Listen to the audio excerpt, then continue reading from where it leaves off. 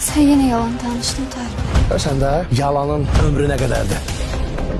Sizin qardaşınız yaxşı adam deyil. Bir dəfə zarı bıçaqlayıyor. Sonra mənim oğlumu. Cəzasını çəkməlidir vəssalam. Fərdə, biraz təmkinli ol da. Tahir hamımız aldatıb, təkcə səni yox. Amma o anarın məqsədini sən də bilirsən, mən də bilirəm. Bu əslində dünənki söhbətə girməmişəm. Bilirəm. Sən doğrudan başın çatmır ha. Sən gör bilmirdin ki bunun üstü açılacaq. Anar dedi. Yenə anar. Sizi de Cavid fikirləşməliydi. Amma indi vəziyyət belə alınır. Bunu mən etməliyəm. Xahiş edirəm. Yaşar müəllimdən siz də xahiş edin. Naqəsi vardadır. Mən daha bu işdə qarışdırmayın da məndən bu qədər. Sən bunu görürsən bu? Anarı deyirəm. Bax o vaxt onu tutsaydılar, indi belə qələtlər eləyə bilməzdi. Salam İdris. Tez gəl. İş var. Özünə əziyyət vermə. Mən sənin yanında olacam həmişə. Qızım dayan. Hara gedirsən? Ben daha burada qala bilməm.